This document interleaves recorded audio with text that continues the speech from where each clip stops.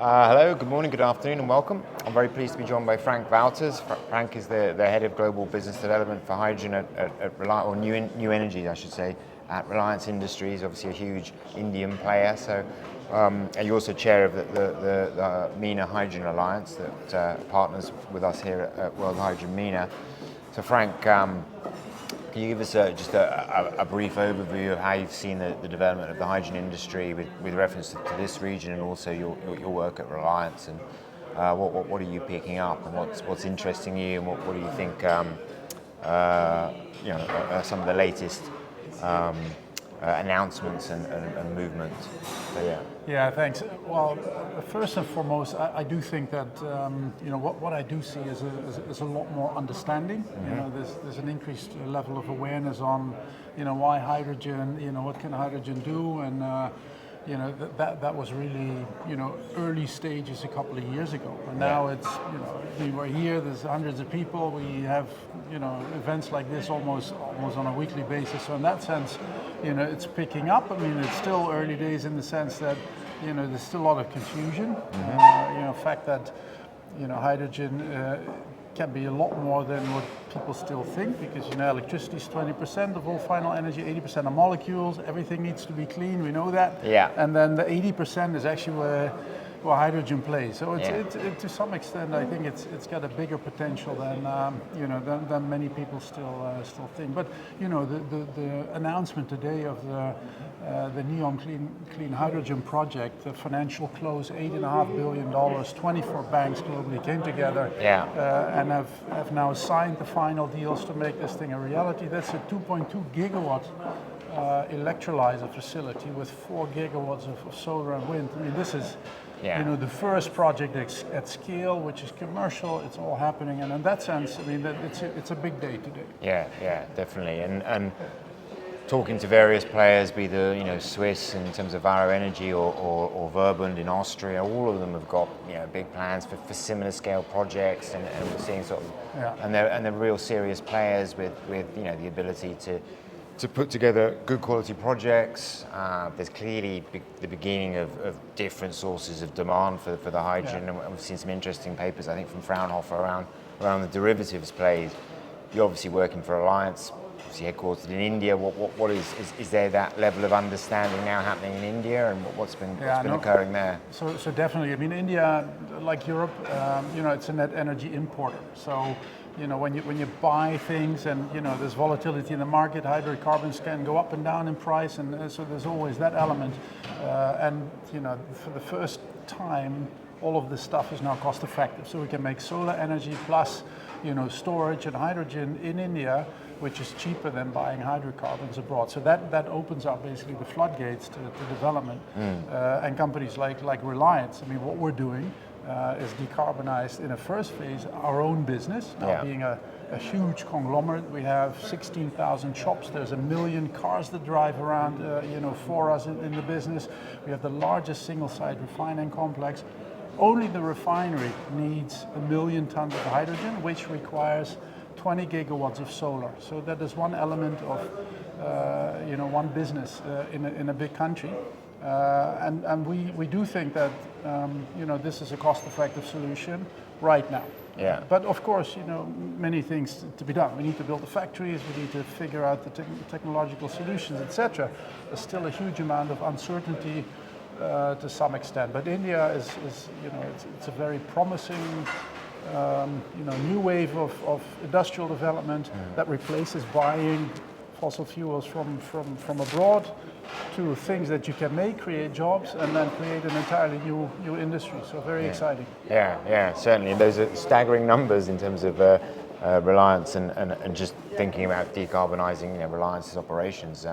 Certainly, I guess the sense of people can see the vision, and often that's easy to see visions, but it's the hard yards now in terms of engineering challenges and trying to fix some of the weak links in the value chain, I think, in terms of be it storage or moving the hydrogen and I mean, in terms of the MENA region, we're here now, you see the MENA region continuing its role as an energy exporter. And equally, it's interesting, I think, certainly to see realization on the ground here about how hydrogen can play a role in the region as well, and potentially attract new industries and jobs into the region because we're having a transition and a shift. So, you know, you think there is a risk that hydrogen can lead to a deindustrialization in Europe, and industries, certainly heavy industries, moving to where the energy is cheapest, i.e. MENA? I mean, that is, you know, certainly an element that is on people's minds. So, I mean, it's difficult, you know, to make predictions, especially about the future. But the thing is, if you look back at 200 years of industrial development, then typically you see industrial development around, you know, low cost and available energy. So if you're in a location where you have good solar irradiation, ample low cost land, and all the prerequisites to make, you know, cheap and affordable renewables and hydrogen and all of those things, you will see over time industrial development. I don't think that is, that's a big prediction that will go wrong in a way.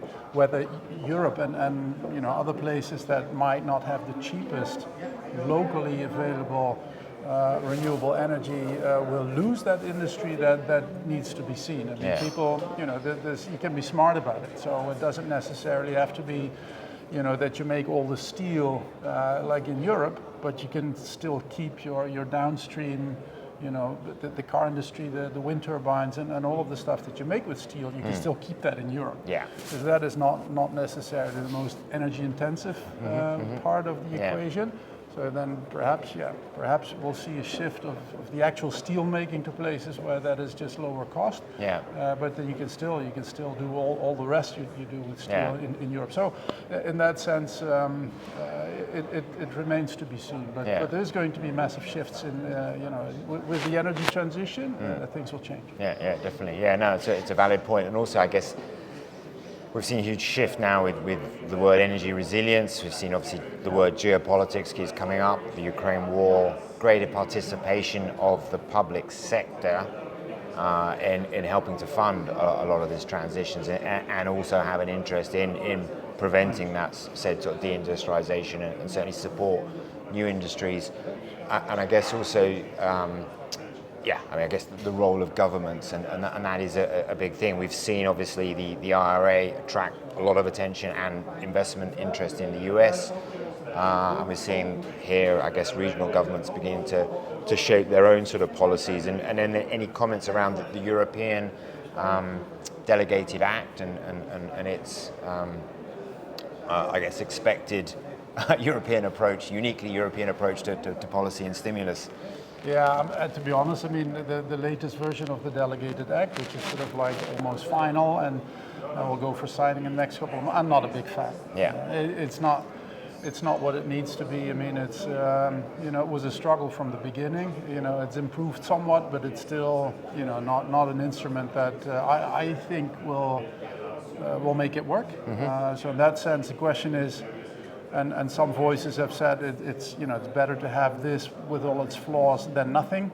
I'm not too convinced about that, to be honest. I think if you have an instrument that will keep something very small in a rapidly expanding sector, you mentioned the IRA, there's a lot of attention and activity now, and a lot of investments will go to the United States. And then you have a flawed mechanism in Europe. I think it's probably better not to have it than having this instrument in its present form, because you'll see it will waste a couple of years, nothing will happen, nothing much will happen. Then people will do an evaluation. It needs to be better, and then you've lost 3-4 years. We don't have that. That time is not on our hands in Europe. Energy transition is not a luxury. It's not a nice to have. Look at the gas we're buying from Russia. That's one thing. The climate is another. These are urgent issues. We just don't have the time, I think, to mess around another couple of years with a flawed Delegated Act and a renewable energy directive that doesn't work. So I'm not a big fan. Yep, understood. Quite clear. Many thanks. And then, across the region, in terms of this region, more promising noises coming out of some of the strategies, and any thoughts there, and likewise with the Indian government as well. Yeah. So I mean, of course, this region has a number of very positive elements for the development of a big renewable energy and hydrogen economy, and all the associated things that you can make with hydrogen. You know, we have land, we have sunshine, wind in certain parts, and intellectual and physical infrastructure that's built on, especially in the Gulf, on hydrocarbons, and that you can, you know, easily pivot towards this green new economy. So in that sense, you know, that is very positive, and people start to understand and grasp the opportunity. You know, we did a study with Roland Berger last year, and you know, we figured out it could be a $200 billion economy in 2050 and create almost 1 million new jobs. So this is a real tangible opportunity. Yeah. India is a net energy importer, as already said. So for India, again, it's not a luxury. It's not a nice to have. It's something, you know, that is a real opportunity. You know, to base your energy on technology that's made and developed in the country. So it creates jobs, it creates innovation, it's supported by innovation. All of that adds value to the economy. So it's a real opportunity. In terms of domestic production for hydrogen in India, are there any indications to the sort of scale of how the industry can develop, or how much hydrogen can be created in situ in India itself?